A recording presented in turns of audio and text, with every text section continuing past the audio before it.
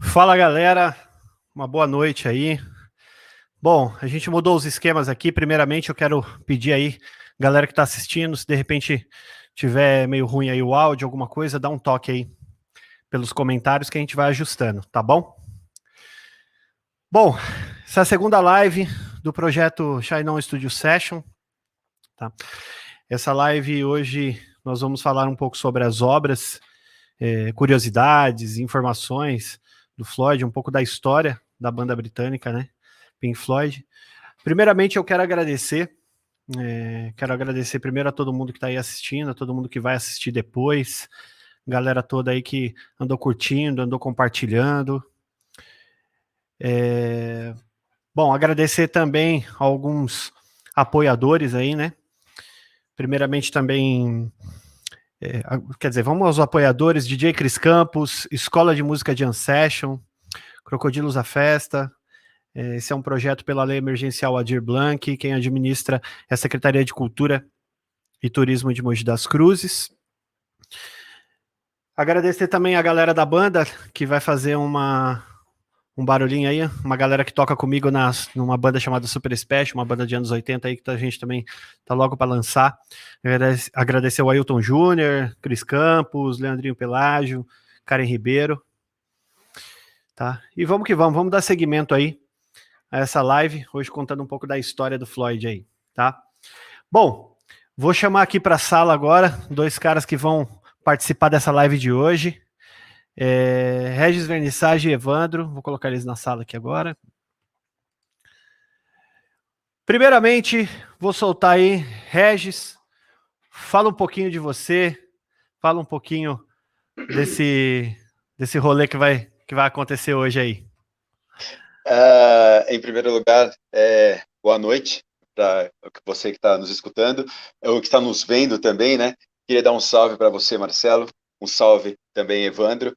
É muito legal receber esse convite para dividir um pouquinho da história do Pink Floyd. Na verdade, vai conversar um pouquinho, meio que cronologicamente, sobre a importância da obra e navegando aí pela discografia do Floyd. É isso aí. Valeu, Regis. Agora vamos aqui para o Evandro. Fala aí, Evandro, fala um pouquinho de você, fala um pouquinho aí dessa história, da expectativa aí. Boa noite, galera. Eu agradeço muito aí o Marcelo por participar dessa live aí, desse evento, na verdade, desses 6 episódios que o Marcelo fez aí sobre Pink Floyd. Eles vão tocar algumas músicas, e eu e o Regis aqui e o Marcelo vamos compartilhar um pouquinho do nosso conhecimento de toda a história do Pink Floyd, porque a gente já tem uma ligação assim antiga com a banda. A gente já conhece bastante, assistimos todos os DVDs, estamos todos os discos e conhecemos muitas das curiosidades aí que faz parte dessa icônica banda de rock and roll progressivo aí. Obrigado, Marcelo, e pode seguir aí. Beleza. Bom, quem vai dar um pouco da cronologia no lance todo aqui? Regis Vernissage. Vamos lá, vamos começando falando um pouco aí sobre o início, os primórdios e tudo mais. Manda bala aí, Regis. Os primórdios do Pink Floyd, inclusive a gente indica o livro Os Primórdios do Pink Floyd de Barry Miles, certo? Mas vamos lá, vamos começando com o ano 1963, né? O que acontece? Roger Waters e Nick Mason, eles estudavam arquiteturas juntos em Londres, né? E eles tinham uma banda, tinham um projeto que se chamava Sigma 6, que se tornaria mais para frente Abdabs, e mais alguns outros nomes esquisitos também. O Abdabs também tinha o Richard Wright, né? Só que ele tocava guitarra por falta de um teclado, né? E o Wright, ele também era amigo de arquitetura de Waters e de Mason. O Waters também tocava guitarra nessa época, né? Aí pulando para 64, o guitarrista Bob Close, finalmente um guitarrista, né? Porque nem o Waters e nem o Wright eram guitarristas. O Bob Close, ele entra para esse projeto e eles tocavam basicamente aí músicas de rhythm and blues, né? E o nome deles também era T7, né? Jogo de chá. E eles estavam sempre experimentando nomes diferentes, né? Tinham os nomes muito esquisitos, Megadeth, Spectrum, Megadeth é o mais bizarro, né? E muito engraçado. E o Waters, ele convida o amigo de infância de Cambridge, da banda Sid Barrett. Sid Barrett, amigos de infância, Barrett frequentava a casa de Waters, né? E o Barrett acaba se tornando o líder da banda, né, em 65, né? E ele acaba mudando esse direcionamento que era mais de rhythm and blues, ele muda drasticamente, colocando improvisações de guitarra junto com improvisações de teclados também, que o Waters já estava nos teclados, né? E o Waters não, Wright, e o Roger Waters assume definitivamente o baixo, né? Eles se tornam The Pink Floyd Sound, que é a mistura, que todo mundo sabe a história, né, daqueles bluesmen americanos, o Pink Anderson e o Floyd Council, um da Carolina do Norte e do Sul. Só que a curiosidade é que os gatos de Sid Barrett, na época, 2 gatos, e o nome dos gatos, um era Pink e o outro era Floyd, né, Evandro? Perfeito. Você leu no livro. Ô, Evandro, fala mais pra gente aí sobre Sid Barrett. Fala mais pra gente. Bom, galera,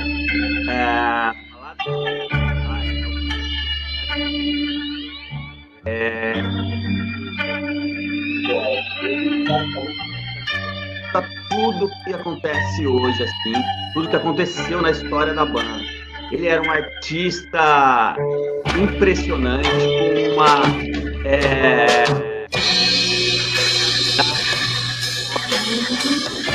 pintava muito, ele era um artista completo. Oi. Só um lancezinho, dá uma mexidinha só na questão do encaixe do seu fone. Tá dando, de vez em quando tá sumindo um pouquinho o seu microfone. Alô? Aí, fechou. Pode continuar. Então, Sid Barrett tinha uma noção de tempo de música incrível. É um cara referenciado pelo mundo musical daquela época. Pelo pouco tempo que ele permaneceu assim na vida underground musical, ele foi uma referência para muitos músicos. Gente que acompanhava Sid Barrett, muita gente que da história da música hoje que fez músicas muito sendo influenciadas por Sid. Após o Pink Floyd problemas com drogas e uma parte complicada da vida dele. Ele teve problemas com esquizofrenia e não sei se foi devido a muitas drogas ou não, a gente não está aqui para falar isso. Mas ele teve problemas e saiu do Pink Floyd assim, complicado, porque ele ia a alguns shows e não conseguia cantar. E alguns shows não conseguia tocar, fazia coisas diferentes e tal, e o pessoal acabou deixando ele de lado, como o nosso amigo citou aqui no nossa referência aqui do projeto hoje. Mas eu vou falar pro Regis falar mais alguma coisa do Sid aí, que eu lembre mais alguma coisa, eu vou falar depois. Não, certeza. Evandro, você estava falando do Sid Barrett, da influência que ele teve, foi muito bacana. A gente tem que lembrar a época da UFO Club. Isso a gente está falando de 66, mais ou menos, né? Aonde o Pink Floyd realmente construiu a sua base de fãs, que foi no UFO Club, né? Que era um clube de Londres. E as apresentações do Barrett, cara, era justamente aquela loucura. Todo mundo, ele pulando, todo mundo ficava parado, olhando, estático, falando, meu Deus, o que é isso? Né? Mas a performance dele no palco já tinha essa coisa de loucura, da improvisação, da superação de limites, de ele provocar, ele com a arte dele, com a música, com a banda dele, ele tentando entrar em áreas obscuras da mente humana, de quem estava lá, de repente, parado, olhando, falando, pô, mas que porra tá acontecendo aqui, sabe? A gente consegue ver muito isso daí, essa imagem, no filme A Technicolor Dream, que tinha aqueles fundos de slides líquidos, o estrobo também, só que a questão do slide, a banda nunca era vista, porque eram muitas luzes, né?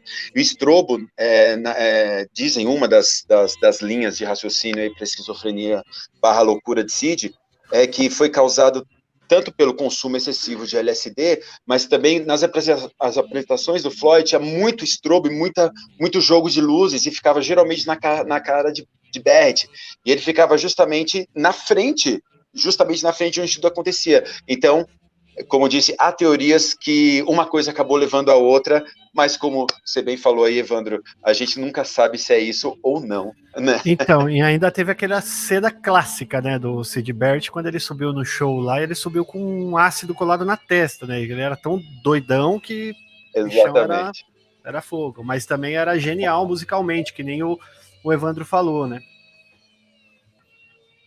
Total. Tem mais uma referência aqui. David Bowie era um cara que amava Sid Barrett. David Bowie era um cara que, tipo, sempre nos shows tocava Arnold Layne, que era uma música consagrada do Pink Floyd, mas ele sempre, para você ter uma ideia do nível de musicalidade que o Sid Barrett teve em pouco tempo de carreira musical. E dando continuidade para essa ideia toda, em 1967, o Floyd assina com a EMI. Eles conseguiram finalmente assinar com a EMI, né? Produzem um jogo de singles, o primeiro single Arnold Layne, o segundo Emily Play e o terceiro Apples and Oranges. Um pouquinho antes do Apples and Oranges, eles lançam o primeiro álbum The Piper at the Gates of Dawn, sob a liderança, logicamente, de Sid Barrett, né? E, porra, The Piper, o que falar de The Pipers, né? Espantalhos, gnomos, bicicletas, contos de fadas, e aí muita psicodelia na cabeça, né, Marcelo? Muito legal, cara. O Piper é a cara de Sid Barrett, né? Não tem como. Total. Aquela depois dali que começa já a ter uma certa mudança musical em si, porque The Piper é Sid Barrett, na verdade. Tem a história do Piper. Tem a história do Piper ainda, que é bom a gente lembrar, que, né, porra, como a gente tá falando, foi um álbum pioneiro aí no art rock, mas durante as gravações do Piper, Paul McCartney ficou sabendo que o Pink Floyd estava gravando em Abbey Road, enquanto o Beatles estava gravando Sgt. Peppers, né? E teve aquela história também, o convívio o pessoal do Pink Floyd assistia as sessões de Beatles e vice-versa, e acabaram desenvolvendo aí uma grande troca de influência entre as duas bandas, com a questão da psicodelia, com a viagem toda e tal. Vou falar aqui também, aproveitar só um gancho aqui para dar uma boa noite à galera aí que tá mandando mensagem. Tem já uma galera aí o Claudinei Moreira, Ney Moreira tá aí assistindo a gente. Claudinei. Opa, minha querida mamãe tá lá também, Cris Campos, Juliana Peixoto. Isso. Tá todo mundo, Ariana, a galera tá aí, Ariana, já mandando mensagem aí. Demais, vamos beijo lá, pra todo mundo que tá vendo a gente aí. Prosseguindo.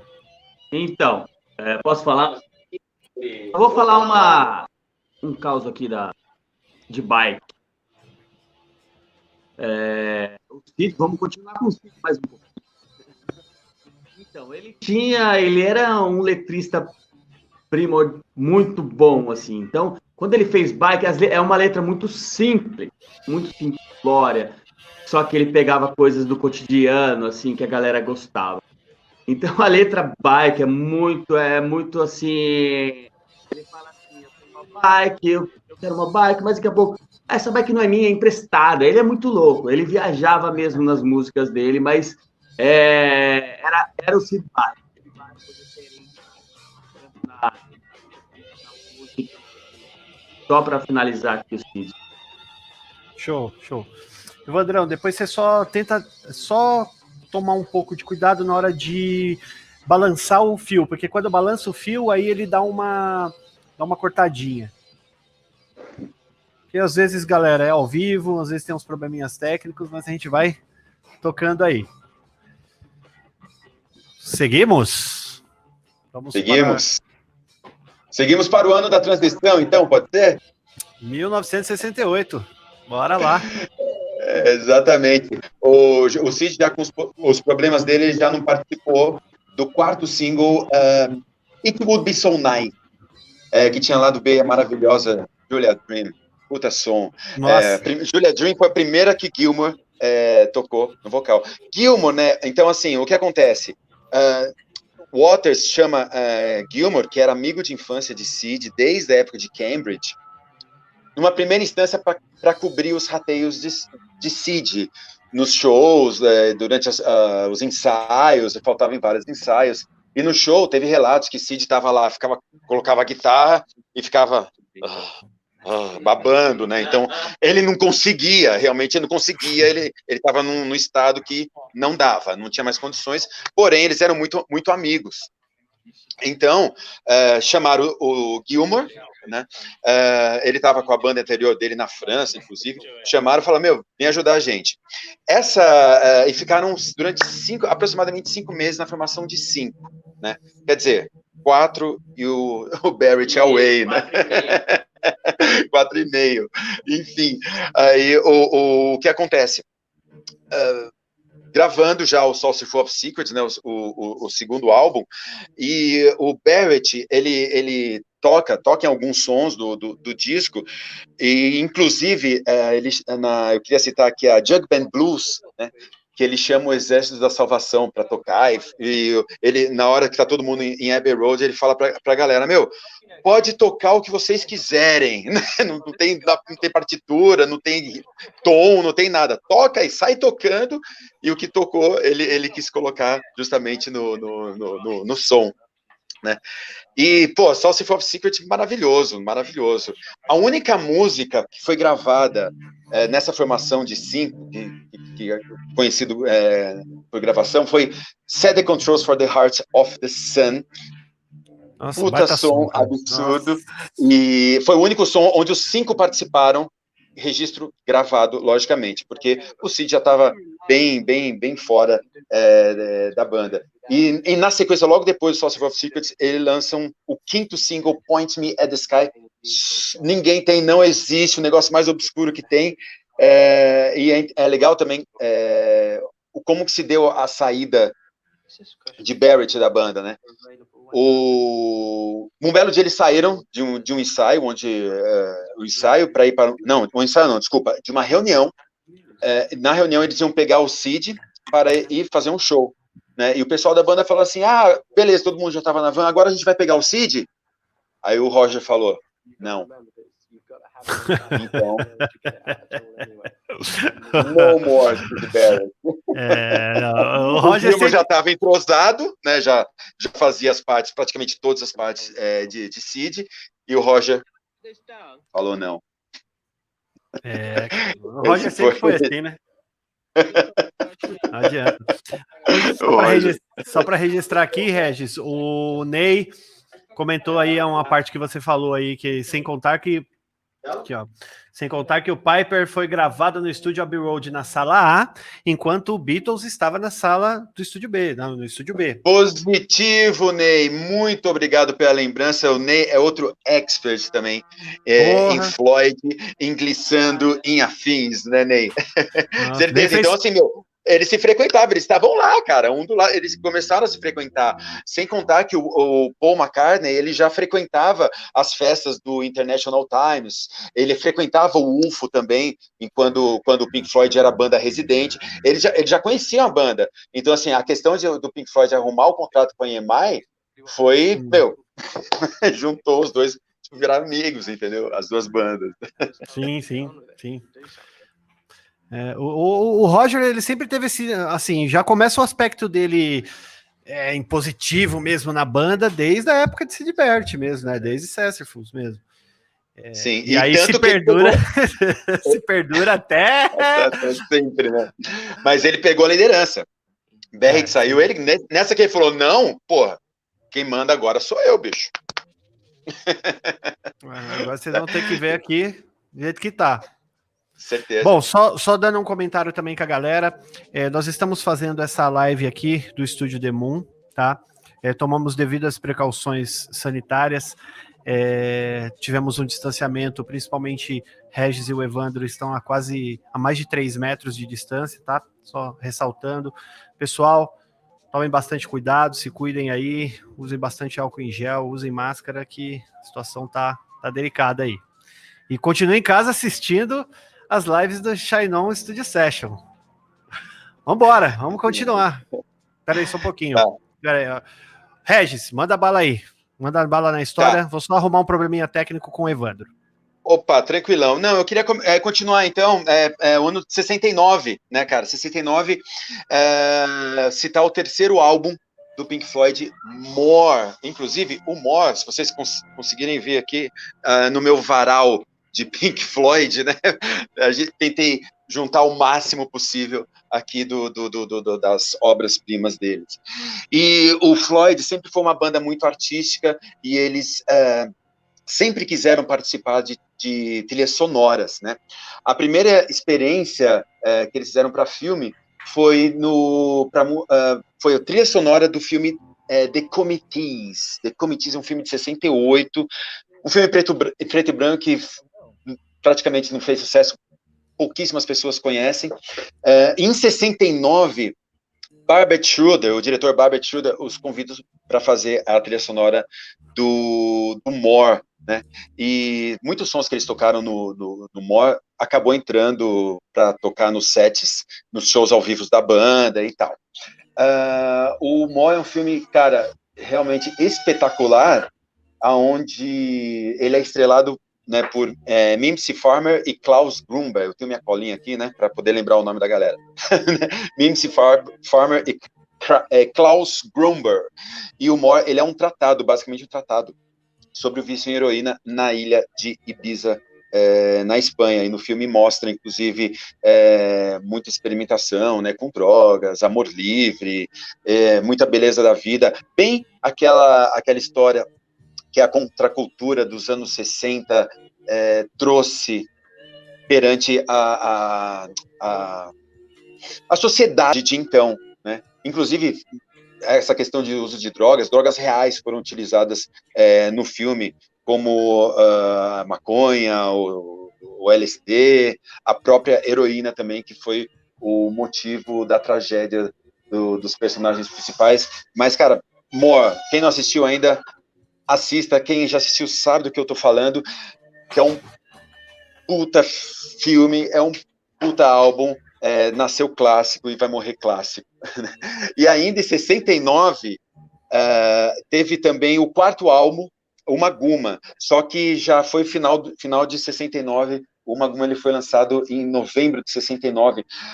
Era um álbum duplo, né? O lado A era ao vivo, gravavam 4 sons ao vivo, da primeira época, da primeira fase do Floyd, e o disco 2 era uma contribuição experimental que cada membro trouxe de mais ou menos ao redor de 11, 12 minutos cada música, né?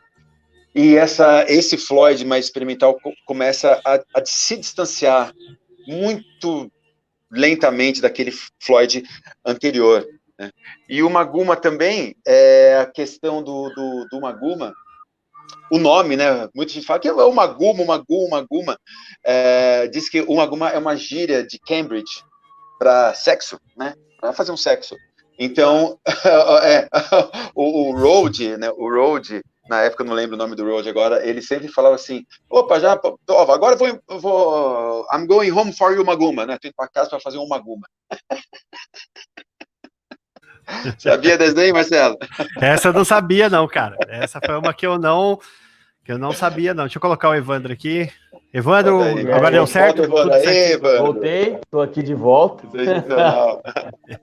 Você não sabia dessa, Marcelo? Do Uma Guma? Essa não sabia, cara. Uma Guma pode ser sexo ou pode ser rock também. Tem a conotação do rock. Legal, quando chegar em casa e falar que eu vou fazer uma Guma, né? É isso. É um jeito carinhoso. Né? Você liga o Pink Floyd, cara. É um jeito floydiano. Aninha, chegar em casa e fazer uma Guma, hein?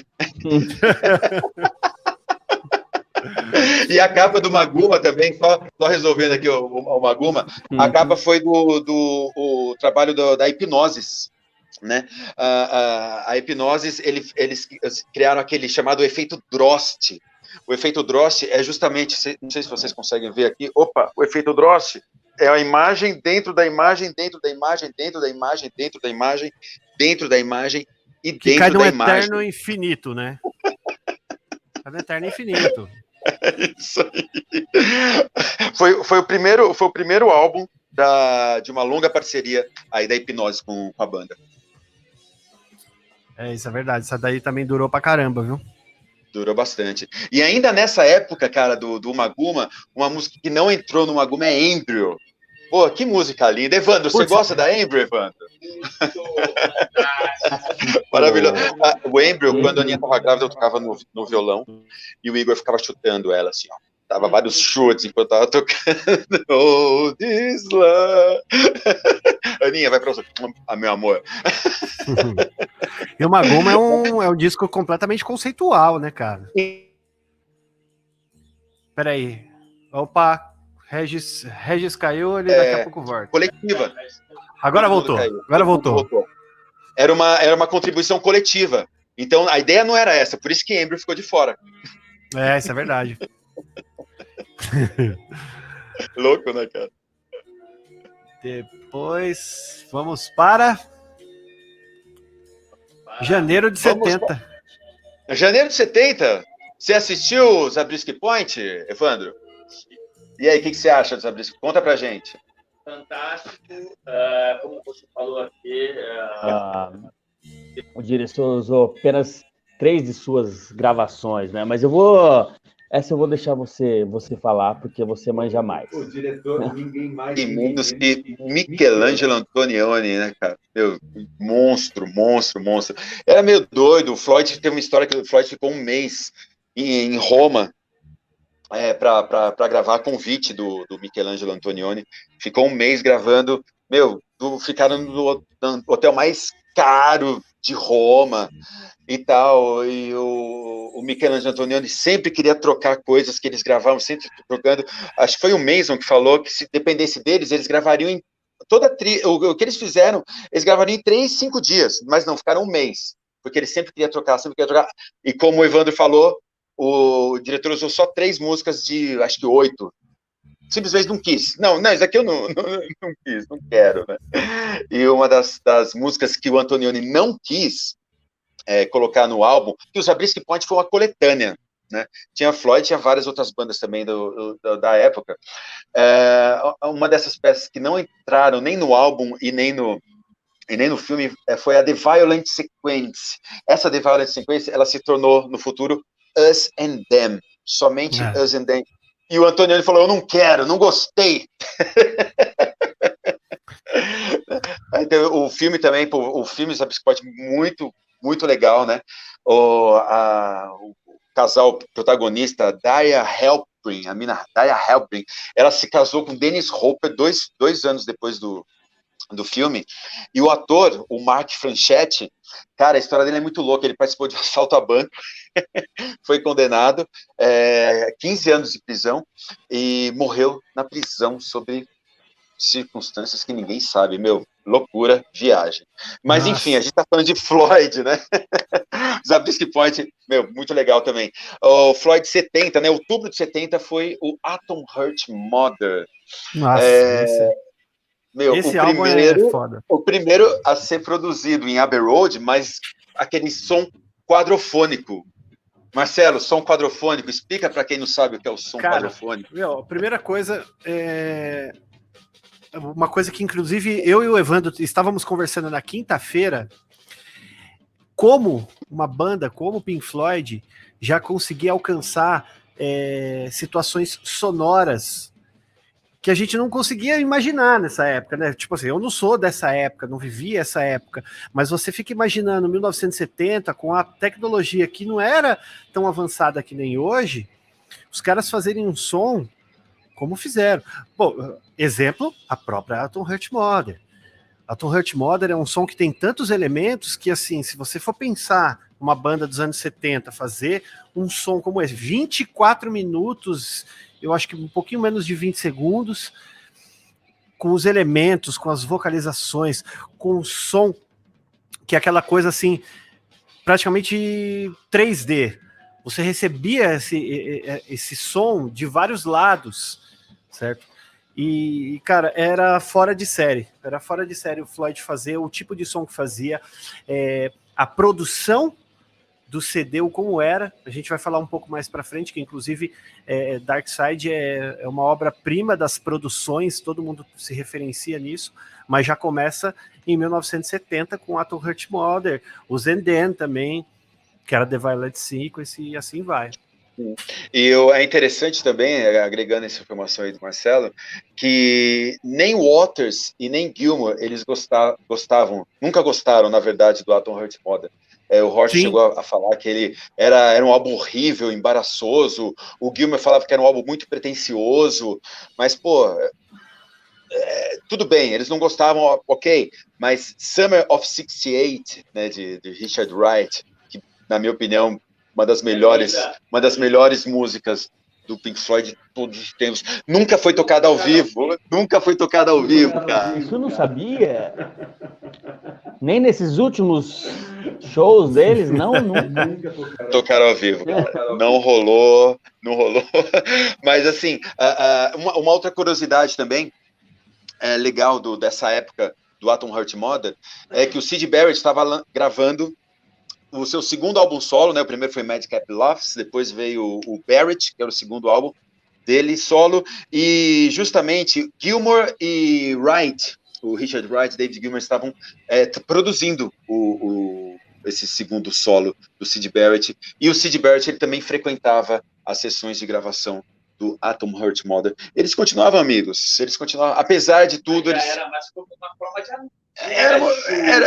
Aí ele já estava mal, porque o pessoal do Floyd já não reconhecia ele, porque ele já estava com a aparência bem debilitada, já tinha perdido o cabelo. Como amizade mesmo, não como um músico, porque ele já estava deteriorando já. Sim. Não, o músico, ele estava... Se a gente for escutar o Barrett, é um álbum bom, mas realmente é um álbum, né? Ele poderia muito mais. Sim, é maravilhoso. Parece do Barrett também é foda, né, cara?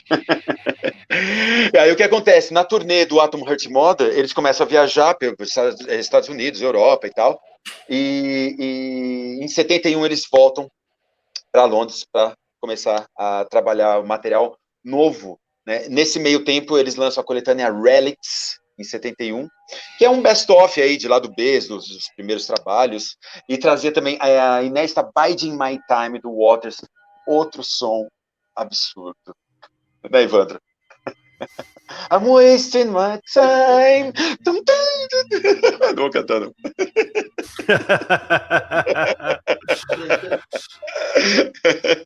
Vai seguir pro Middle? Daí a gente vai pra Middle. Vamos de Middle? Outubro de 71. Então, é um dos que eu mais gosto, o Middle, assim, eu acho um álbum tão leve para a época que eles estavam ainda naquela transição, né, Regis, na transição, saída Syd, entrada Gilmour, mas um álbum tão leve, tão bonito, tão harmônico, composições tão bonitas, assim. Eu acho que era uma escada, assim, eles estavam subindo uma escada para o que viria de mais glamuroso e maior, que seria o Dark Side of the Moon, que seria o álbum assim que eles mesmos reconheceram que depois disso não teria muito o que fazer, porque eles chegaram num nível musical tão grande, tão de alto nível, que eles mesmos acaba se desempolgando após esse álbum, porque é um álbum muito grandioso musicalmente. Mas o Middle, ele já é uma escadinha subindo ali para conseguir chegar ali no Dark Side, porque é uma obra muito bonita, harmoniosa de se ouvir e, como sempre gostoso de ouvir, né, Regis? Isso aí, Evandro, você falou a coisa certa, cara. O Gilmour, ele foi um rolo compressor no quesito harmonia dentro da banda, né? Ele começa a trazer essa beleza toda harmônica, né? E é isso que você falou, Evandro. Eles estavam já no caminho do crescimento e já era um caminho sem volta, né, cara?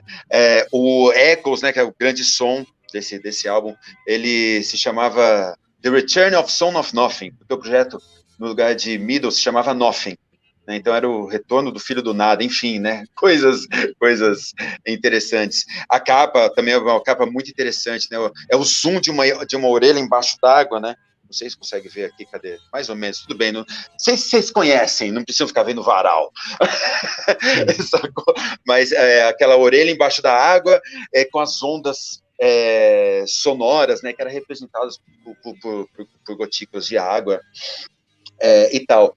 E o cara da hipnose, né, o Storm Thorgerson, desculpa a pronúncia, Storm Thorgerson, ele não queria, né, tem uma história que ele não queria essa orelha, ele queria o ânus de um babuíno, ele queria um zoom no ânus de um babuíno. A banda falou, você tá louco, você tá fora do comum, né? Inclusive o Storm Thorgerson, ele chegou a declarar que a música do Middle era maravilhosa, mas a capa era horrível. Falando em capa, a capa que ele queria não entrou, né? Falando em capa, o Ney comentou um negócio aqui só do Atom Heart Mouse para registrar, que sem contar o trampo que foi para fotografar a Lulu Belli, né? Que é a vaca da capa. Exatamente, cara. Um puta trampo para fazer essa capa aí. Mas vamos lá, vamos seguir. Obrigado, Ney, pelas lembranças. Bom, vou falar um pouquinho agora. Como o meu esquema aqui tá dando umas sumidas aqui no computador. Mas tudo bem. Já que ele falou do Middle, eu vou falar sobre as gravações do Living Pompeii um pouco, tá? Boa. Living Pompeii é algo incrível. Todos que gostam de Pink Floyd têm que assistir, porque é uma obra onde foi feita num cenário completamente diferenciado, onde não tinha nenhum espectador. Era só Pink Floyd, equipe e mais nada. Na verdade, tem algumas curiosidades aí nesse DVD, nesse vídeo. Na verdade, o Pink Floyd fez esse álbum lá, né? Fez esse DVD. E o diretor, na verdade, foi fazer em 2001 regravações lá, foi fazer algumas filmagens em 2001, mas era de 70 e... Living Pompeii, 71? Ele foi gravado em outubro de 71. Lançado em 72, no cinema, setembro de 72. Mas as gravações... Uma curiosidade... em completar sua informação, Evandro, eles lançaram o Middle e já foram para Roma gravar. Logo no lançamento coincidiu, entendeu? Eles terem ido logo que o disco saiu. Você deve saber disso que eu vou falar agora. É muito interessante. O diretor estava procurando algum lugar para que eles fizessem esse vídeo.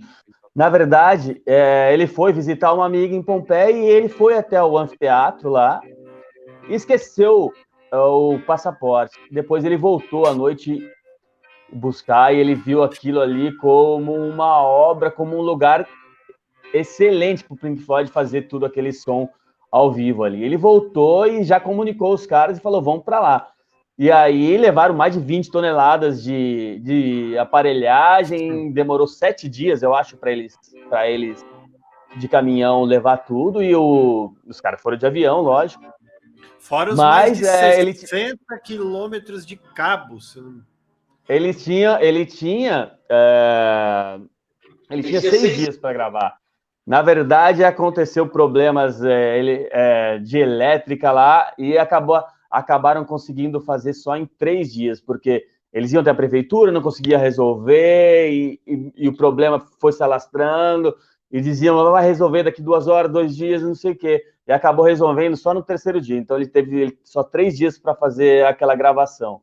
E ligou, na verdade, a eletricidade foi ligada na prefeitura, muito longe, onde tinha que ficar pessoas assim monitorando o cabeamento para ninguém cortar. Essa é uma das curiosidades do Living Pompeii. Tem outra também, quando o diretor voltou para fazer a versão do diretor em 2001, voltou para fazer umas filmagens aéreas, ele foi até a Secretaria de Cultura para pedir permissão para fazer as filmagens, e ele foi falar com o atendente, e o atendente o reconheceu. O atendente era uma das pequenas crianças, uma das poucas crianças que puderam ver o vídeo, assistir ao vivo lá, entendeu? E o atendente falou, eu reconheço você de algum lugar. Ele falou, eu assisti aquele show que vocês fizeram em 30, 40 anos atrás. É uma coisa interessante de se falar. Fala aí, Regis. É isso aí. Você já disse tudo, Evandro.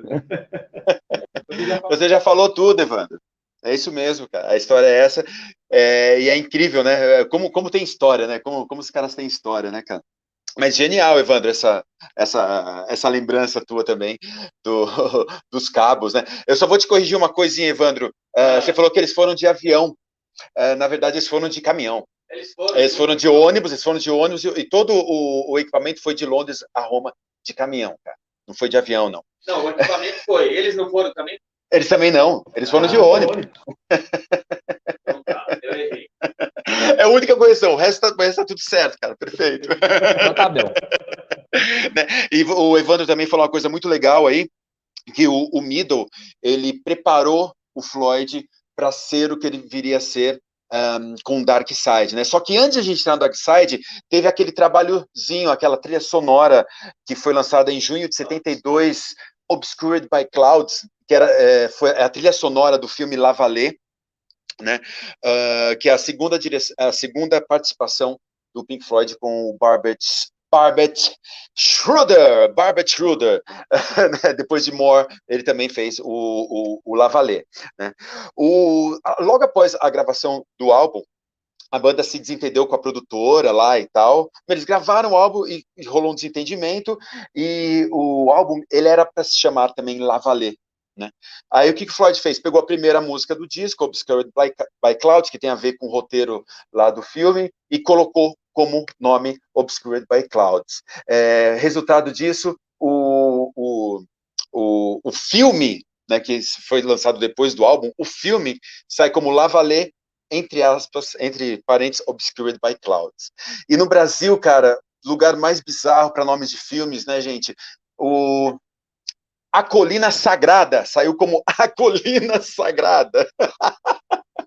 Até tem a ver um pouquinho com a história do filme, né? Porque é um grupo de exploradores que vão procurar um vale escondido lá na selva da Nova Guiné. Cara, é um filme muito, muito, muito doido, assim. Eles fazem contato com uma tribo, que é a tribo indígena mais isolada de todos os seres humanos, sacou? Nesse contato eles vão atrás da sua humanidade, tal, meio livre de conceitos civilizatórios, aquela coisa da contracultura dos anos 60, finalzinho dos anos 60, né? E justamente no mapa que os exploradores estão procurando essa terra desconhecida, tem lá o vale, esse tal vale, só que ele é obscurecido pelas nuvens, né? E ele não aparece no mapa, ele tá embaixo, ninguém sabe o que é. Então, no Brasil, virou a Colina Sagrada. Mas esse é o pequeno aspas para a gente entrar de cabeça em 73, né, março de 73, quando o grande clássico absurdo da banda foi lançado, Dark Side of the Moon, que não era sobre astronomia, né? Foi um filme, ou foi um livro sobre a loucura, né? O Dark Side of the Moon era um retrato sobre a loucura, que foi muito influenciado aí pela doença mental desencadeada por Syd Barrett, né, cara? E ele continuava muito, muito brother, mas os meninos, eles não se conformavam de ter perdido o Syd dessa maneira, né? E, cara, o álbum ficou 15 anos na parada da Billboard. E, terceiro álbum mais vendido de todos os tempos. A capa, né? A capa icônica do Storm Thurgerson também, que tá aqui embaixo. O feixe de luz branco, né? Representa a unidade, a pessoa. E, cara, ele passa pelo prisma, né? Que seria a sociedade, e ele sai nas cores difratadas, né? Que representa aí a ausência da unidade. Essa loucura toda do Paranoia trazida aí pelo Roger Waters. Também é legal lembrar a sincronia, né, com o Mágico de Oz. Vocês fizeram a sincronia com o Mágico de Oz? Nossa, cara. Nossa, na verdade eu fiz isso quando foi, cara. Quem me falou isso foi meu primo de Salvador. Ele tinha me falado que até então, cara, eu não tinha tentado. Aí quando eu fiz, quando eu voltei de Salvador e vim para cá, isso foi 2001, mais ou menos. Aí eu peguei o Dark Side e o filme e coloquei os dois, cara, para rolar. Nossa, é fantástico, é muito louco, né? Foi na época, então, Marcelo, porque essa notícia começou a circular na internet mesmo em 97, sacou? Aí o meu primo Fernando, ele me deu esse toque. Quando o leão... No terceiro rugido do leão, você solta a pausa e deixa rolar. Aí a gente conhece um pouquinho as letras do Floyd, a gente sabe o que eles falam, né? Conhecemos o filme, mas todo mundo já viu o filme. Enfim, então, todo mundo não, mas, né? Aí você vai vendo, daí de primeira vez você não saca tudo, né? Essas sincronias. Mas depois você repete, você vai vendo. E o legal é que quando eu fiz a sincronia, acho que foi 98, talvez em 98 que eu fiz a sincronia, eu fiz com VHS. Eu não tinha o DVD, né? Mas eu tinha o VHS. Putz, eu fiz com VHS também, cara. Mó trampo, cara. Nossa. Eu aluguei, eu fui na locadora perto de casa, aluguei. Cara, funcionou. E quanto mais vezes eu via, mais fazia sentido. Exatamente. Você que não viu ainda, você que está assistindo a gente, dá um Google, você encontra facinho todas as coincidências. Claro que isso foram coincidências. Em 1972 não existia videocassete. Não tinha como o Pink Floyd criar uma trilha sonora tão perfeita é uma coincidência cósmica, cara, sei lá. E o conceito também, né, do Dark Side, querendo ou não, as músicas, elas têm uma ligação tão intensa entre as outras, cara. Esse álbum, para mim, assim, na verdade, nos fóruns que eu converso sobre produção e tudo, essa é a referência total, anos 70, assim, para vários dos produtores, assim, foi uma questão fora de série para o ano que foi lançado, né? E engraçado também que o Dark Side of the Moon, a maior parte dos baixos foi gravados por David Gilmour. Exatamente, porque o Roger não conseguia. Exatamente. Sabe que o Roger, né? Exatamente. Roger... Quando eu tocava baixo, eu passei por isso também, eu entendo o Roger. Eu tenho que gravar, tinha partes que eu não conseguia, chamava o produtor, vem cá, grava pra mim. Eu entendo você, Roger Waters. Foi um disco fantástico, na verdade. Todas as letras, incrível. Mas eu vou quebrar um pouco vocês aí, na verdade, porque essa história do Mágico de Oz, eu fiz também, lá há 20 e poucos anos atrás, Mas aí, lendo muita coisa sobre Pink Floyd, eles mesmos declaram que não tem nada a ver e se sentiram enfadonhos, na verdade, em ver essa sincronia. Eles se sentiram falando, não acredito que eu nem vou assistir isso até o final. Então não há nada, pelo menos para mim, né? Não há nada dessa sincronia estelar aí, desse negócio, dessa coisa mística aí do Dark Side. Mas é muito louco. Eu vou achar aqui, é muito louco, mas eu vou achar aqui, a declaração do Roger Waters já. Não, então, mas é tipo assim, Pink Floyd sendo Pink Floyd. Sempre. Total, É, sempre. Você tem que fazer alguma comparação com os caras em alguma coisa, os caras falavam assim, não, você tá viajando, você tá muito louco, para com isso. Sempre foi isso. Os mais improváveis, né? Vou ler agora para vocês aqui. Manda, Evandro. Posso ler aqui? E aí? Walter ter planejado Dark Side of the Moon fosse indiscutivelmente diretas e simples, apenas para ver todos os tipos de interpretações errôneas recaírem sobre elas, o que inclui a teoria esdrúxula em circulação em meados dos anos 90, de que o álbum teria sido criado como trilha sonora secreta para o Mágico de Oz. Acho que Roger ficou fato de ver as pessoas interpretando tudo errado, disse Gilmour.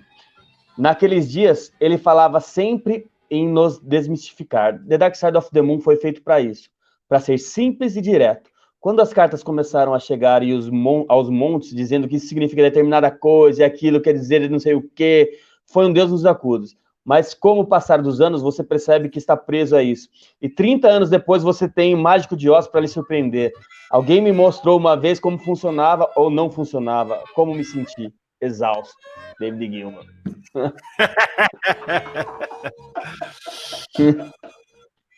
Floyd sendo Floyd. Muito bom. Bom, e aí? Sensacional. Dark Side, né? Dark Side. Dark Side. Vou colocar mais alguma coisa aí, Marcelo? Dark Side? Só Vamos pular. tem um comentário, né, que falam que a cada 5 minutos, eu acho que a cada 5 ou 2 minutos, né, toca... Quanto, Evandro? Vou ler aqui para você. Toca Dark Side of the Moon no mundo, cara. É muito legal isso. Essa informação eu acho que é interessante a gente passar então. Espera aí. A revista que declarou com tantas cópias vendidas era virtualmente impossível que se passe 1 minuto sem que Darkseid toque em algum lugar do planeta. 1 minuto, cara. 1 minuto. Esse disco e é fantástico. A cada 6 pessoas na Inglaterra tem o disco play do Darkseid. Genial, cara. Bora pra 75. Ixi, 75. Aí dá pra voltar pro Cid um pouco, hein? Vou voltar pro Cid um pouco, né? Porque Wish You Were Here. Número 1, Wish You Were Here é de onde vem Shine On Crazy Diamond. Esse projeto Shine On, que o Marcelo já apresentou para vocês. Shine On Crazy Diamond, brilhe, seu diamante louco. Claro que diamante louco é o Cid, todo mundo sabe disso.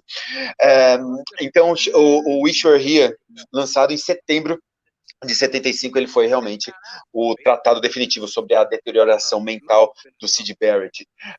Mas também Welcome to the Machine e Have a Cigar, que criticavam a indústria musical e seus interesses corporativos, né? Esse conceito dessas duas músicas sugeriu o aperto de mão que a gente vê na capa, né? Aquele aperto de mão vazio na capa, inspirado nas ideias na ideia que as pessoas tinham de tentar esconder seus verdadeiros sentimentos pelo medo de se queimarem. Essa gíria se queimar é muito popular, né, na indústria musical. Então, o que acontece? Eles compram, em 75, eles compram um salão, que era uma igreja antiga de 3 andares, transformam em estúdio e armazém. Esse é o Britannia Raw Studios, né?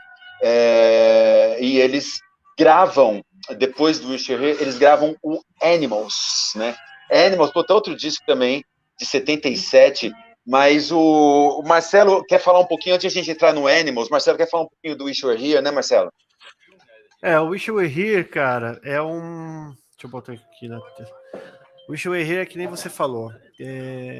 Tive a ideia de utilizar esse nome, até utilizar o nome Shine On, né, até pela música que está no projeto em si, e também a grande imagem do aperto de mão, né? O cara pegando fogo, que está no fundo do logo do projeto. Um baita som, que nem você falou, são sons.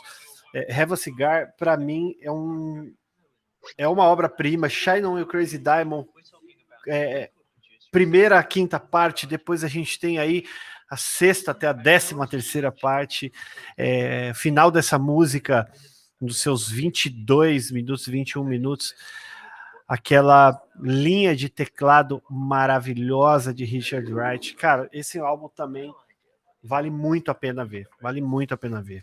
Mas vamos lá. Demais, a gente o infelizmente... Have a Cigar tem um cover do Primus, cara, muito Isso, bom. Pode crer. Sensacional. Pode crer. Mas é isso Não, aí. mas aí a gente passa pro Animals, né, Marcelo? Exatamente. O Waters trouxe o conceito de George Orwell, né, na Revolução dos Bichos. E a letra fala justamente sobre isso, né, das músicas. As diferentes classes das sociedades, né, representados aí pelos cães, pelos porcos e pelas ovelhas. Né? E o Roger Waters, ele começa a entrar nessa ego trip louca, que ele era o único compositor da banda e tal. Ele vai se afastando dos outros membros, né? Já estão tocando em lugares grandes, logicamente, e ele chega no show sozinho de limusine, acaba o show, deixa tudo lá, vai embora, tipo, não falava mais com ninguém, ficava hospedados em hotéis diferentes, entendeu? Ele já estava bem azedo, bem azedinho já com a banda. Já estava todo, eu componho, vocês só querem tocar, vocês não compõem também, enfim. Ele tava lá azedão. Mas, enfim, outras coisas estavam acontecendo com a banda, né? Então, o Roger estava tratando muito com o Wright já estava ameaçando sair da banda, Nick Mason estava de boa, mas o Dave Gilmour tinha acabado de se tornar pai também, então, assim, a galera não cooperou muito com o Animals, que o Animals, um puta disco também, muito pelo Roger, mas ele começou a entrar nessa ego trip louca. E também o Animals tem o Porco Inflável, né, cara? O Porco Inflável na turnê In The Flash do Animals, ele flutuava na plateia, e então era muito doido. Foi a primeira experiência que eles tiveram em grandes estádios com aquele povo, então era uma coisa, a galera ficava meio, tal, sacou?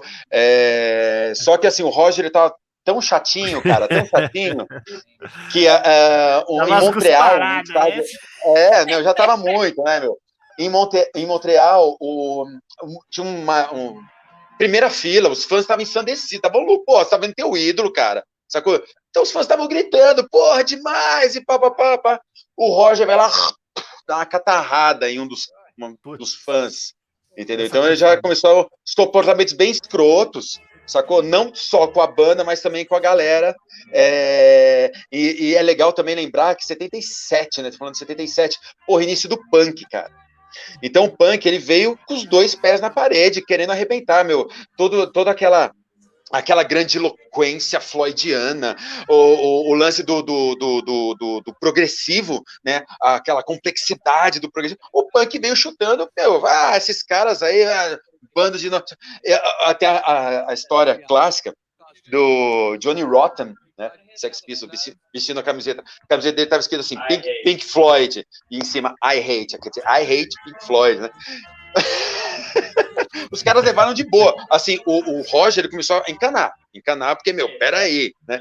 Agora, os outros membros da banda, é o som que a gente faz, essa molecada nova, deixa eles... Tanto que o Nick Mason produziu, nesse mesmo estúdio deles, o Britannia Raw, ele produziu o segundo disco do The Damned, uma banda punk. Né? Então, isso aí influenciou muito a cabeça do Roger. Os outros membros estavam de boa.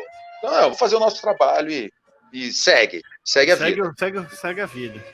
E o Roger veio com essa pira de se isolar, sabe, com essa história de se isolar, que ele acaba trazendo o conceito do The Wall, que viria a ser o The Wall, exatamente, porque ele já estava tão nessa pira, que assim, a ideia dele era construir um muro entre ele e o público.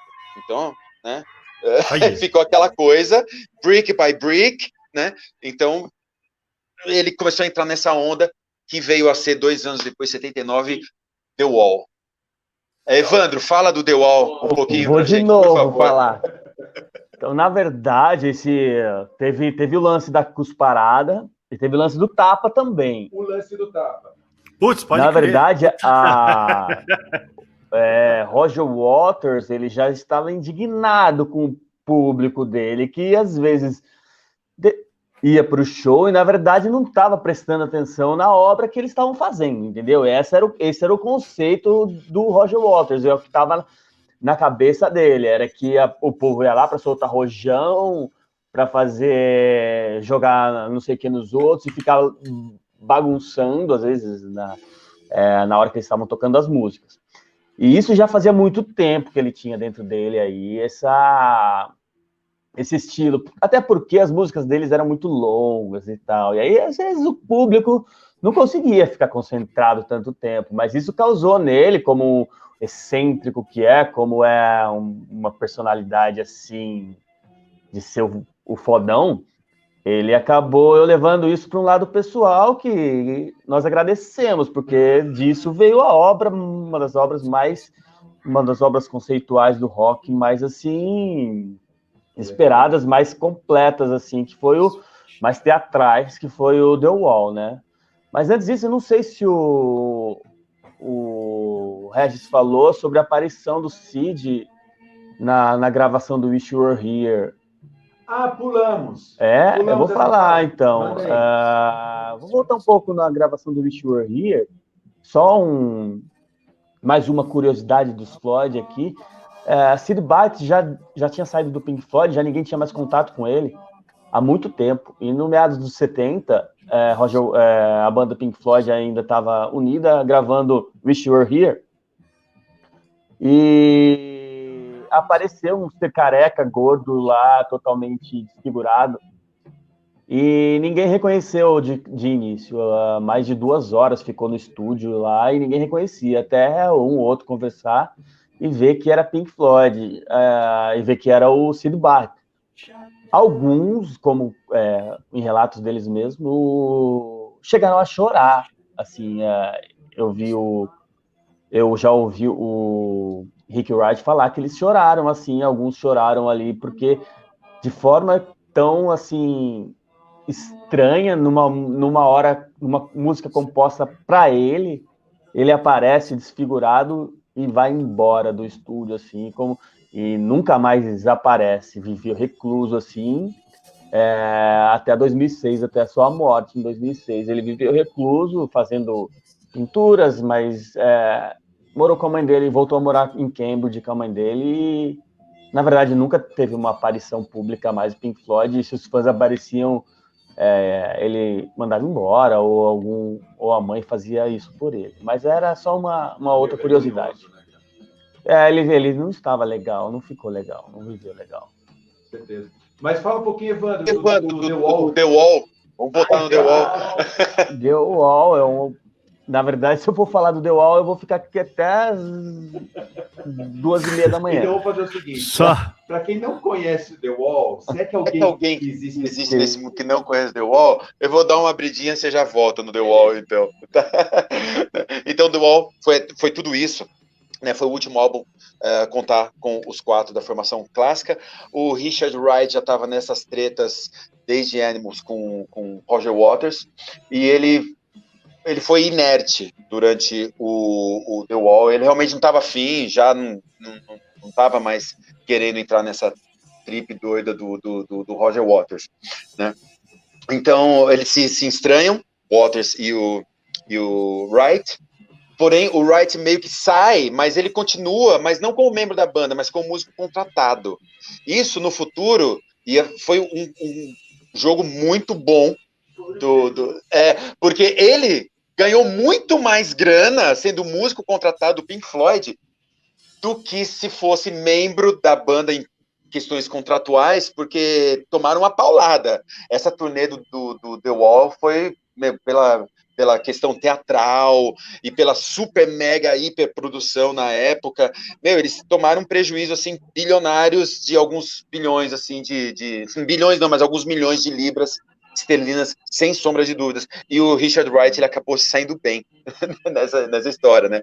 Então a ópera rock The Wall, né, ela gira em torno, foi baseada, na verdade, na história de Waters, né? E trata dessas questões do abandono, isolamento pessoal, né? Ele trouxe também a história da perda do seu pai durante a Segunda Guerra. A mãe dele era muito super protetora. Ele sofria abuso na escola, abusos assim de autoridade, né? Os professores oprimiam muito o Roger.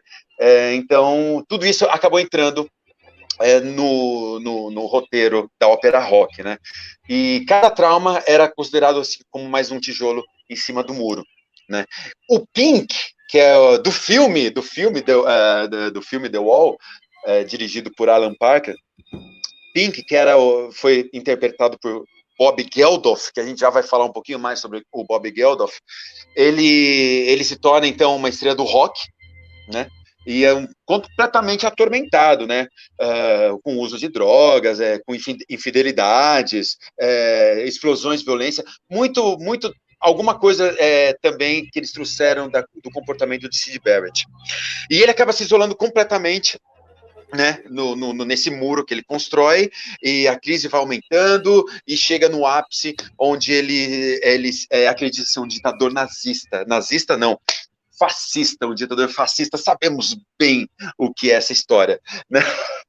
E ele acabou envolvido por essa culpa, ele se julga, faz um julgamento mental, e o seu juiz interior orienta ele para sair, para quebrar o muro, para sair desse muro. Então, assim, essa figura toda, ela mostra a história do The Wall e toda a produção do filme de Alan Parker, que foi para os palcos, que foi motivo de um prejuízo aí milionário para a banda, foi incrível. Evandro e Marcelo, a verdade agora nesta live. Aquele.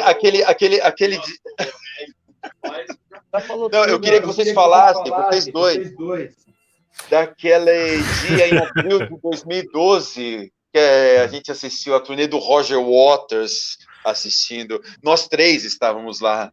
Exatamente, cara. Exatamente. Puta, aquele dia foi... Fala aí. Rapidinho, tá, Marcelo? Manda bala aí. O The Wall foi o primeiro CD que eu comprei, na verdade, quando eu estava começando essa história de CD. Não tem muita coisa a falar sobre a história do The Wall, porque o Regis aqui já falou bastante coisa, entende? Então eu vou lembrar aqui uma passagem de 2012, quando estava todo mundo, né, empolgado para ver Roger Waters, não construindo um muro real, mas um muro virtual. Roger Waters veio para o Brasil em 2012 para fazer uma turnê do The Wall, onde ele fazia o álbum completo, né? Como se fosse um teatro mesmo, como se fosse uma encenação do filme. E no meio de 200 mil pessoas eu encontro o senhor Regis e a senhora Ana. Do nada eu encontro eles. O Marcelo, a senhora Thaís? Estavam todos lá, na verdade. E aí a gente acabou assistindo o show ali perto. E foi uma obra incrível, né? Porque a sonoridade ali tava incrível, tava tudo. Sistema de som era incrível. O Roger Waters consegue fazer esse tipo de evento assim como ninguém. E aí, Marcelo? O legal desse show, eles utilizaram um sistema de som 7.1 lá. Era impressionante o negócio. Você olhava, tipo assim, de repente tinha as crianças falando, você olhava para um lado, você olhava para o outro, você não sabia de onde vinha. E quando começa, cara, com In The Flash, aquele avião, o avião começa, o som começa a vir de tudo quanto é lado, você não sabe de onde vem, de repente vem de trás, assim, para explodir atrás do palco. Mas eu quero contar uma curiosidade aqui meio obscura. Ai, cara, eu lembro dessa cena, cara, a gente lá assistindo primeira... A Thaís vai me matar, mas eu vou contar. A gente lá assistindo a primeira parte do show, acaba a primeira parte do show, a Thaís toca em mim assim e fala: Marcelo, eu tô passando mal, cara. Minha pressão baixou. Cara, a Thaís me desmaia no meio do intervalo e a gente desesperado. E agora? O que a gente vai fazer? Vamos embora?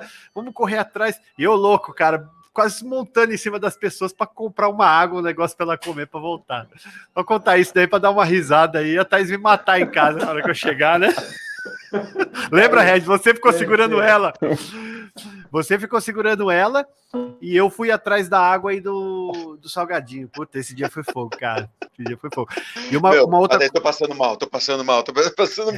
Foi, meu. E uma outra coisa muito legal sobre o sistema de imagem lá, cara, o telão. O telão ele tinha 9 metros de altura por mais de 160 de largura, que estendia praticamente o Morumbi inteiro, a parede e aquele telão Full HD que ficava lá. Putz, foi sensacional, foi sensacional. Meu, haja tijolo, eu não lembro o número, tinha um número de tijolos, né, que eles usaram nessa turnê. Era um número absurdo, sei lá, 5 mil, sei lá, era um número, não lembro o número, mas era um número absurdo. E assim, desde o primeiro minuto, antes de começar, eles já estavam construindo o tijolinho, já estavam colocando a base, fazendo a base, de forma que... Nossa, foi a gente esperando no skate do show, tomando uma cervejinha, e os tijolos lá sendo construídos. Muito tijolo, cara. Demais, The Wall. Mas podemos prosseguir, Marcelo? Com certeza, vamos para Legal. Então, 87. Essa tecnologia toda aí, né? Essa tecnologia toda aí, inclusive a história curiosíssima também é do Final Cut, né? Aí a gente já deu um pulo de 79 para 83, março de 83, o Final Cut foi lançado. O Final Cut ele foi concebido numa primeira instância para ser a trilha sonora pro filme The Wall, tá? Então a gente pode pensar numa primeira instância que o The Final Cut seriam não sobras, mas né, era para ser parte do The Wall, né? E acabou sendo o 12º, Final Cut acabou sendo o 12º álbum, justamente por insistência de Roger Waters, né? Gilmour não queria, cara. O Gilmour preferia criar novas faixas, e, enfim, né, trabalhar coisa nova. Mas o Waters, ele foi muito movido pela Guerra das Malvinas, que estava acontecendo na época, né? A Guerra das Malvinas acabou sendo o pano de fundo dessa decisão de transformar o Final Cut em um álbum, né? E também o Roger trouxe a história do seu pai, que morreu na Segunda Guerra, e também foi representado na capa pelas insígnias que a gente consegue ver lá. O nome do Pink Floyd ele não aparece no escrito nem no encarte do LP. Ele só aparece atrás, uma frase, né, The Final Cut, um requiem para o sonho do pós-guerra de Roger Waters, tocado pelo Pink Floyd. E o Waters ele acabou recebendo também todos os créditos, não só do The Wall, como pro Final Cut também. O que aconteceu? O Roger, ele já estava... ele tinha acabado de lançar o seu primeiro álbum solo, The Pros of Cons of Hitchhiking, né? Que puta disco também, de 84. E o Waters, ele começa ele vem insistindo, na verdade, ele vem insistindo publicamente na ideia que a banda não iria mais se reunir, cara. Ele só anunciou que havia deixado a banda, sacou? Ele afirmava que os membros tinham, sei lá, mandado ele embora, tinham forçado ele a sair da banda, né? O que aconteceu? O Roger foi até a alta corte de justiça em Londres, na ideia de dissolver a banda e impedir o uso do nome Pink Floyd, né? O Gilmour, ele achava que o Waters só queria acelerar mesmo o final da banda, né, nessa atitude dele de sair da banda. Só que o Gilmour soltou um comunicado de imprensa afirmando que a banda continuava existindo, sim. Eles não tinham acabado, não. O Waters que tinha, né, que queria sair.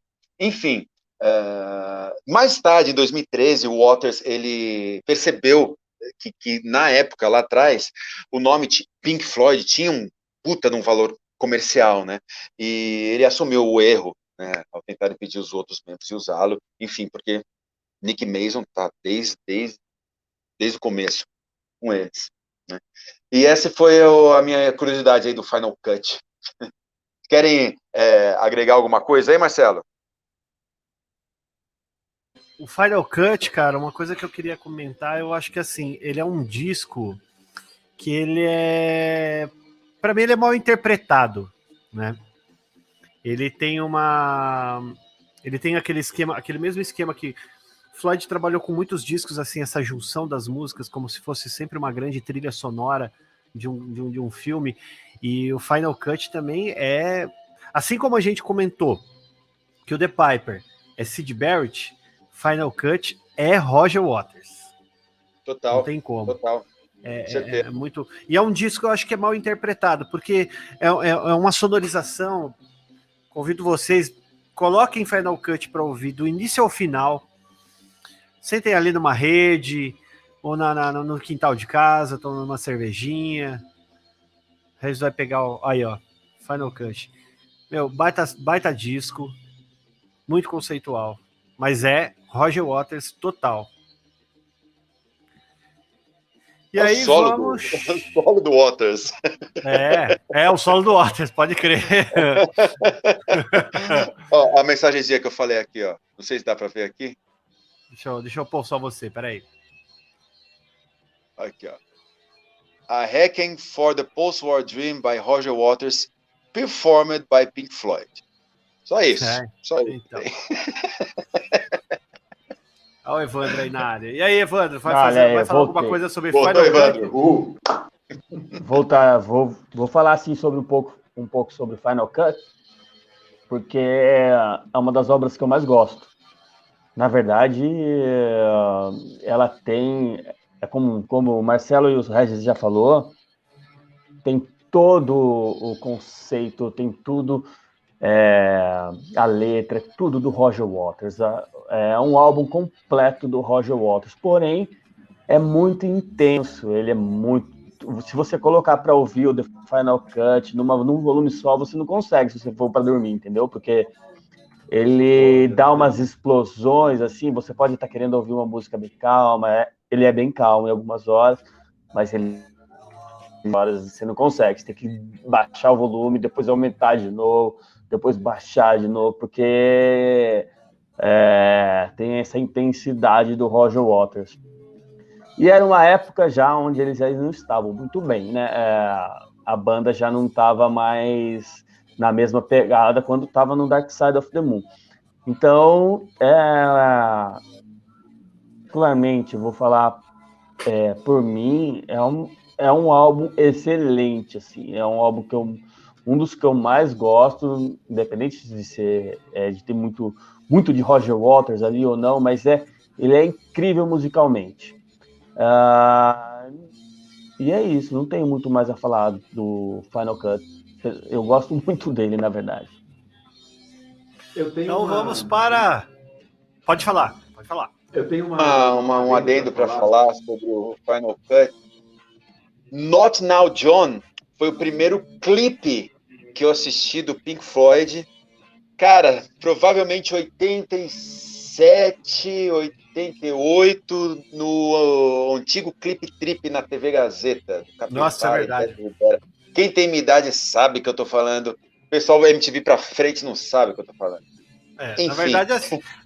Na verdade, quem assistia muito, a minha mãe que tá aí, assistia muito esse Clip Trip, cara. E eu acho que desde moleque acompanhava. É lindo. Lógico, e era muito forte, né? É o único som que Gilmour canta, né? No Final Cut. No Final Cut, exatamente. É muito intenso, né? E, cara, a gente vai chegar na reta final aí, né, Marcelo? Opa! É isso aí. Agora vamos para setembro de 87, né? 13º álbum do Pink Floyd, A Momentary Lapse of Reason, agora sob a tutela e comando de David Gilmour após a saída de Roger Waters. Momentary Lapse of Reason, ele teve o Nick Mason e o Richard Wright bem fora de forma, cara. Foi a volta de Richard Wright, né? Ele volta. O Gilmour chama ele de volta, não como músico da banda, mas também como contratado. Né? Ele voltaria a ser músico só depois, considerado da banda só no Division Bell. Mas, enfim, o Momentary também marca a volta de Stormy Thurgeson, da Hipgnosis, na arte da capa, daquela capa maravilhosa das camas. deve estar em algum lugar aqui, eu não sei onde é que está aquela capa, mas todo mundo lembra daquelas capas das camas. Ele foi gravado no barco estúdio de David Gilmour, que chama Astoria, um barco atracado nas margens do Tâmisa. E, cara, a gravação desse álbum e a divulgação do Momentary Lapse of Reason, ele foi marcado pela tensão da disputa judicial que a banda estava fazendo com Roger Waters, né? Tanto que durante a turnê o Roger Waters ele entra com mandado de segurança, né? Porque a banda estava usando o porco do Animals, né? A banda tocava nos shows ao vivo e usava o porco. O Roger ficou mordido. Porra, tá usando meu porco! Sacou? Então, o Roger entra com mandado de segurança para a banda parar de usar o porco. O que a banda fez? Colocou um jogo de genitais masculinas enormes embaixo do porco, então descaracterizou o porco do o porco do Waters. Só para dizer, pô, esse daqui tem genital masculina gigante, né? O do Waters não tem, então, enfim, né? As piras deles, né? Só que assim, teoricamente, essa treta chegou ao fim em dezembro de 87. Então, Mason e Gilmour ficaram com o direito de utilizar o nome Pink Floyd eternamente, perpetuamente, para sempre, e o Waters, ele ficou com vários direitos, direitos exclusivos, exatamente, direitos exclusivos, inclusive do Final Cut e do The Wall. Os outros mesmo podiam tocar Dark Side ficou meio dividido, mas The Wall, 100% Roger, tanto que ele tocou no show que a gente foi. Então, fizeram um acordinho lá e tal. E teve também o Delicate Sound of Thunder, né, do ano seguinte, novembro de 88, que foi o ao vivo da turnê do Momentary. Exatamente. A questão do The Wall, eu acho que é a questão que o Waters ele podia usar o nome The Wall, mas assim, eu acho que o conceito The Wall, porque as músicas separadas, querendo ou não, o Gilmour tocou algumas músicas do The Wall em si, tá nos shows de Pulse e assim vai, né? Inclusive até do próprio Gilmour solo, né? Então o Roger Waters ele tinha os direitos de fazer o show The Wall, o espetáculo The Wall. Isso é exclusivo dele. É dele, exatamente. Eles não podiam fazer. É isso aí, perfeito. E cara, desculpa, Marcelo. Não, bora. Tá. E o Momentary é assim, ele parece o solo do Gilmour, né? O Momentary. Você acha, Evandro? Bom, eu gosto também do Momentary Lapse of Reason, mas eu acho que ele tem muita pegada Gilmour mesmo. Guitarras, voz, tudo do Gilmour, mas melodia, a própria letra, muito mais amena do que as pegadas pesadas, existenciais, malucas do que Roger Waters. É um Pink Floyd mais tranquilo. Esse primeiro CD primeiro disco pós Roger Waters é bem mais tranquilo, apesar do seu momento ser feito em um momento meio complicado da banda, mas eu acho que deu tudo certo, tudo que era para acontecer, aconteceu. E é legal isso aí, Evandro, que você falou. Ele é um disco que tem a cara do David Gilmour, e é interessante a gente ver que o Final Cut é a cara do Roger Waters, né? Exatamente. São discos solos, não é muito Pink Floyd, nenhum nem outro, eu acho. Um tem muita cara do Waters e o outro tem muita cara do Gilmour. Se você ouvir um disco do Roger Waters e colocar o Final Cut, você vai ter uma semelhança enorme. Agora, se você ver aquele David Gilmour, que é o Gilmour, né? O nome é David Gilmour, né? O CD dele. Você vai ouvir também, vai aparecendo como Momentary. O engraçado também é que muita gente falava que o casamento perfeito era Gilmour e o Waters. Era por quê? Porque o Waters, ele era um puta letrista, né, cara? E o Gilmour, ele vinha um conceito de maestro. Quer dizer, não é nem só o Gilmour em si, né? Porque a gente também não pode tirar aí o maestro Richard Wright, né? Que esse Richard Wright é gênio, cara. Gênio. Inclusive, depois daquele ato, porque o Richard Wright, ele compôs até o Dark Side. Sim. Então, do Dark Side para frente, ele praticamente não compôs. E ele volta com o Division Bell lá. O Division Bell já é outra cara do Monetar. É outra cara, mas eles já estão mais, não sei, mais integrados totalmente. Então, mas o Wright, ele nunca participou tanto de um disco quanto do Division Bell. Acho que o então mesmo. Eu olho por perto. Boa! O Wright toca em 5 faixas do Division Bell, porra. Então, assim, daí a gente fecha, né, a discografia, março de 94.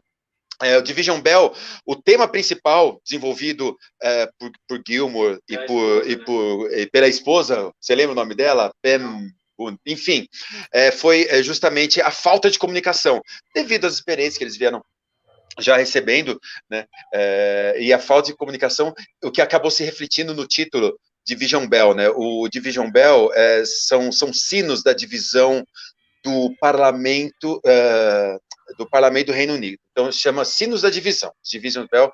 O que acontece? Esses sinos, eles são tocados no parlamento a partir do momento quando ocorre uma divisão de opiniões entre os parlamentares, indicando que é preciso uma votação. Então, daí toca os sinos. Bam, bam, bam, sacou? Então, a partir dessa ideia, veio o nome do Division Bell. E a capa, de novo, feita por Storm Thorgerson, né, da Hipnose, e ele se inspirou, cara, essa capa maravilhosa, ele se inspirou nos Moais da Ilha de Páscoa, né, ele colocando esses 2 rostos, deixa eu ver se sai aqui, se não vai quebrar, se eu tirar o negócio aqui, esses 2 rostos, né, e assim, deixa eu ver aqui, aqui, beleza. Aí. Então, assim, são dois rostos, um olhando de frente para o outro, mas ele dá a perspectiva de um terceiro rosto completo, né? Tanto que aqui tem uma catedral no fundo, parece que é a boca. Enfim, Storm Thorgerson, sempre gênio, né, cara? Então ele forma esse rosto implícito, né? Seria o rosto ausente, que foi interpretado pela banda como fantasma aí do Syd Barrett, fantasma do Roger Waters, parando sobre a banda. E o último show deles, dessa turnê do Division Bell, 29 de outubro de 1994, no Earl's Court, em Londres, lugar maravilhoso. O último show fashion, em maio de 95, eles lançam o Pulse, né, o DVD duplo Pulse. O CD piscava. O CD ficava piscando, você colocava 2 pilhas AA, né? E ele ficava imitando a pulsão do coração, né? O pulsão do coração. E no Pulse tem a versão inteira do Dark Side, que eles podiam tocar. Não podiam tocar The Wall, mas Dark Side eles podiam tocar, né? E teve a questão da Luizinhas também. Division Bell, que diz que eu gosto muito de Division Bell, cara. Eu gosto muito. Acho que dos últimos trabalhos do Floyd, o Division Bell, a crítica arrebentou o Division Bell. Eu acho que foi muito injusto, que é um puta disco. A crítica, às vezes, vai muito longe, É um álbum... Nós temos que ser crítico com a crítica. É um álbum incrível. O Division Bell é fantástico, da primeira à última música. Não é conceito, mas não é um álbum igual The Wall, igual Dark Side, mas... tem todo um lance Pink Floydiano ali. Ali você vê Pink Floyd, você não vê na Monetary, mas você vê com certeza você vê, né, no Division Bell. E o Pulse? O Pulse foi um show ao vivo incrível. Foi lançado, cara. Foi genial, cara. O Pulse teve essas, como você está falando, né, a experiência, aquela experiência redonda atrás, era um telão redondo, né? Jogos de luz. Não, e fora no Comfort Binambi, né, que desce aquele globo espelhado, que depois ele se abre com lasers e luzes no final do solo. Só lembrando, o nome da esposa do Gilmour é Polly Samson. Polly Samson! Positivo. Isso aí. Polly Samson. Escritora. Uma coisa que eu achei fantástico no Pulse, assim, falando um pouco sobre a pegada David Gilmour, que também já aparece bem mais, né, cara? Essa questão, você vê, tem ali Shine On e Crazy Diamond, mas se você reparar, é numa roupagem totalmente mais moderna, totalmente mais bem trabalhada. O clássico é o clássico, não tem o que discutir. Mas ali já começa a vir um outro tipo de viagem do Gilmour, né? Que inclusive tem duas músicas do Division Bell que eu só queria citar, que é More Need, né? Que é aquela instrumental. Marooned, que é a instrumental, e tem a outra que ele utiliza também uma lap steel. Que no Marooned ele usa um whammy que dá uma sensação de profundidade absurda, que aí ele pôs um outro conceito de tocar o Pink Floyd.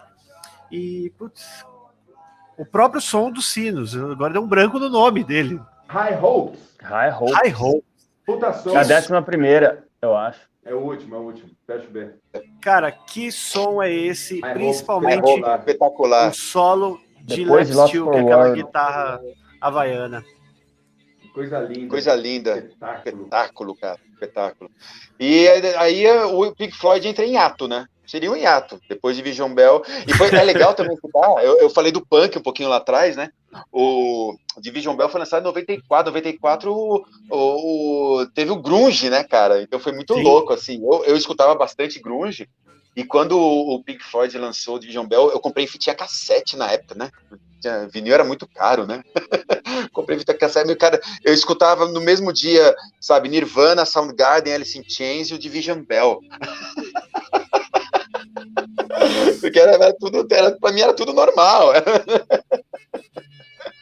E eu escutava, sei lá, Go Mix.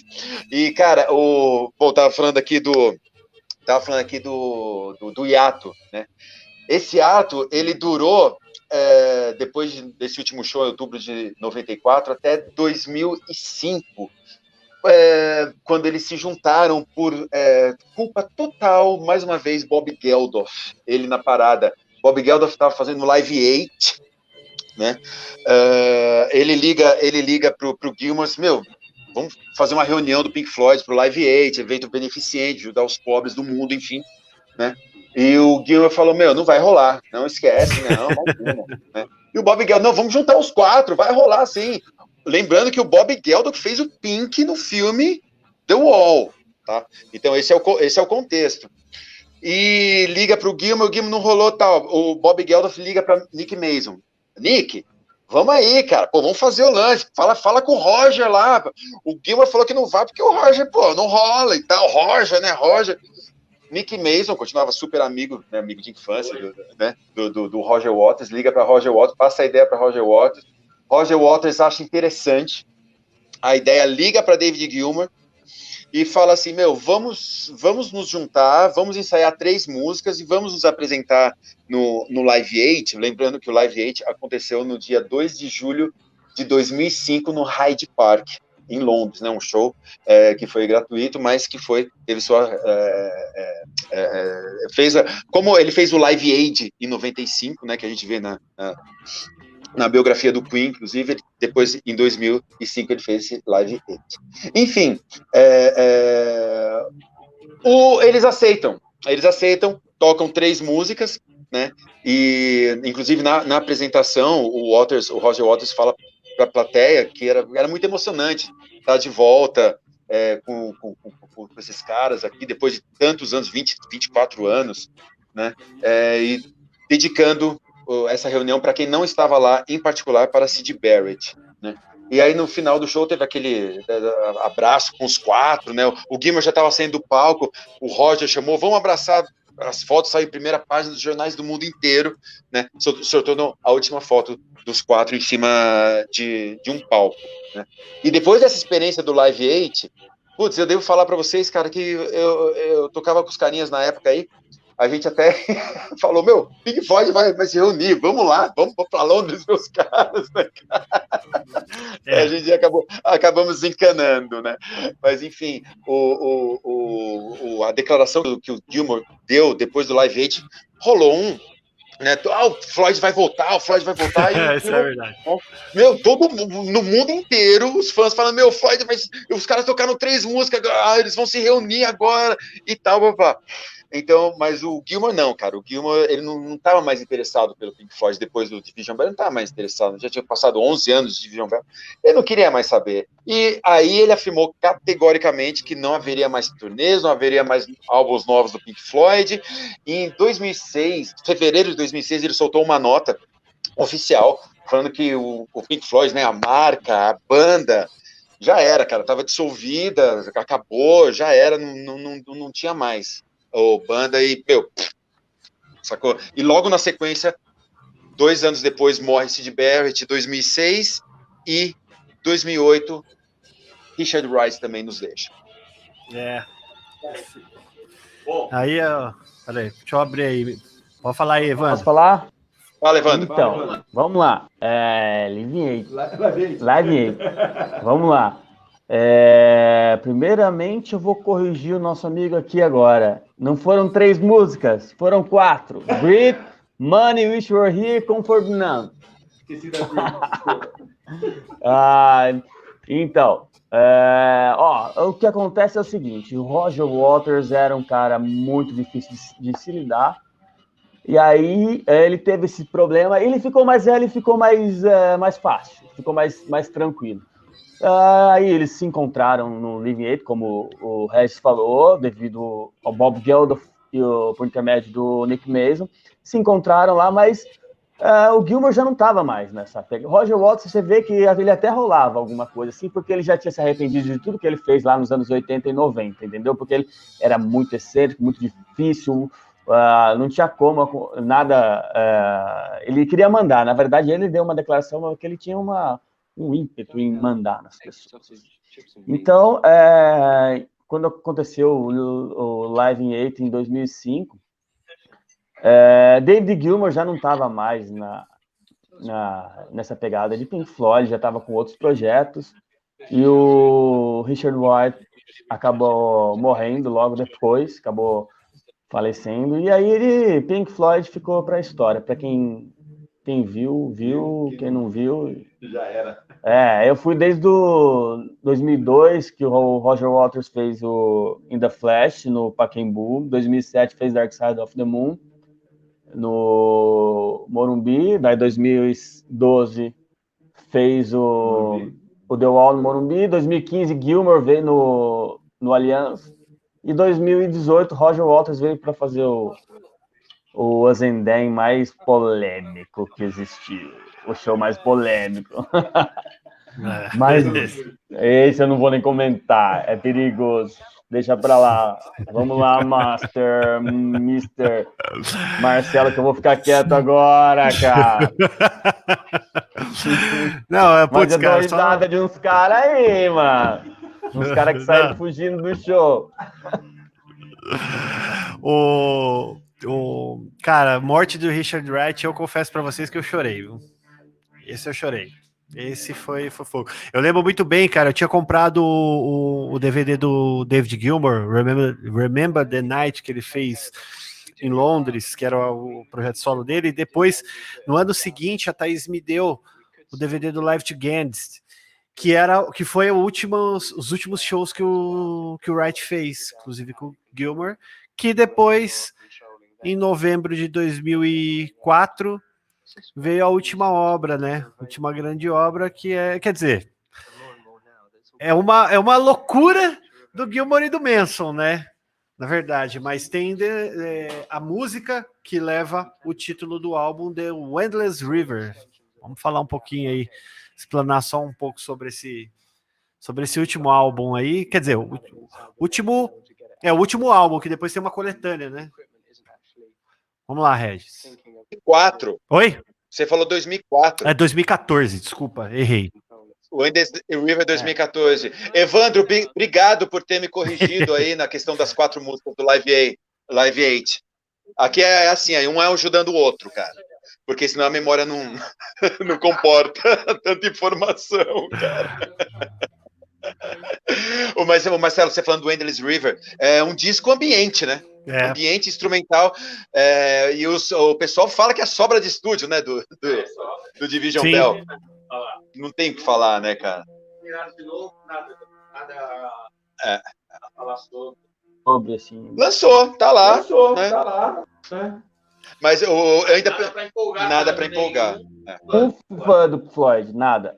Agora, uma coisa que eu Foi a gostei coletânea. muito foi a coletânea. 2016 da The The Early Years. Essa é maravilhosa, essa coletânea. É que aqui a gente já tá falando em fora, né, discografia oficial, já fechamos discografia. Mas, cara, é maravilhoso. The Early Years é um box Não conheço. maravilhoso. Vale a pena. Tem tudo lá. Bom, lembrar aí, falar para vocês aí, a gente tá tendo até uma audiência aí direto do Canadá, cara. Minha prima Fátima Medeiros. Mandar um beijão aí para ela aí. Que legal. E, galera, vamos chegando aqui ao final dessa live. Estendemos um pouco mais, a gente tinha uma pretensão de 1h20.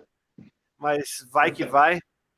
Ô, Marcelo, você também chama dois caras que falam muito, cara. Eu não. Putz, grila, viu, cara? O Regis fala mais que a boca. Mas é sempre legal, cara. Eu acho que foi um bate-papo bacana. Queria agradecer aí, primeiramente, Regis Vernissage, aí fez esse roteirão monstro aí que trouxe todas as épocas e os álbuns em si. Quero agradecer aí. Não, peraí, Regis, se despeça aí, fala com o pessoal aí um pouquinho. Não, cara, pera um pouquinho. Opa, calma aí. Disseram que eu falo muito, eu vou parar de falar, porque disseram que eu falo muito, falo demais. É melhor ficar quieto. Gente, muito obrigado a todo mundo que assistiu. Foi um prazer participar desse projetinho, dessa live Shine On. Aí, Marcelo, obrigado, Evandro. Muito legal também dividir esse conhecimento, não só com vocês, grandes amigos, mas também com todo mundo que está assistindo a gente, todo mundo que se interessa pela banda, e também você que vai assistir essa live depois, porque perdeu para assistir o jogo. Valeu, obrigado de coração. Aí. Floyd na cabeça de todo mundo, porque música boa tem que ser escutada. É isso aí. Isso aí. E eu queria agradecer também o Evandro aí, cara, grande amigo aí, inclusive o Evandro também, a gente tem uma surpresinha aí para o último evento no dia 19, não percam, certo? Evandro, se despede aí. Que música que é, né, não, deixa aí, deixa rolar. Temos uma surpresa aí, na verdade.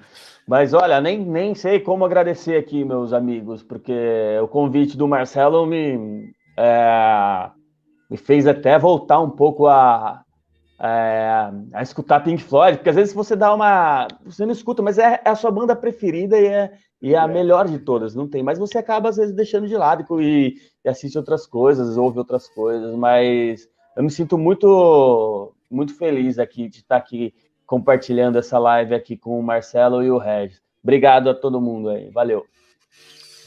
Bom, pessoal, e lembrando que agora no dia 1º nós vamos ter próxima live que mostra a primeira parte dos ensaios que a gente fez aqui para o último evento, né? Não percam, não deixem de acompanhar. Acompanhe aí pelo Facebook e pelo YouTube as próximas lives.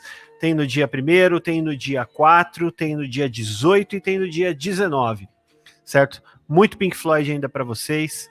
Quero agradecer bastante aí a audiência de vocês, os comentários, a galera que interagiu, agradecer os apoios culturais, que é o DJ Cris Campos, Escola de Música Jam Session, Crocodilos à Festa. Lembrar que essa é uma realização com base na Lei Emergencial Aldir Blanc, administrada pela Secretaria de Cultura e Turismo de Mogi das Cruzes. Tenham uma ótima noite, tenham um ótimo final de semana. Muito obrigado. E vamos que vamos. Ouçam bastante Floyd. E Shine on You Crazy Diamond.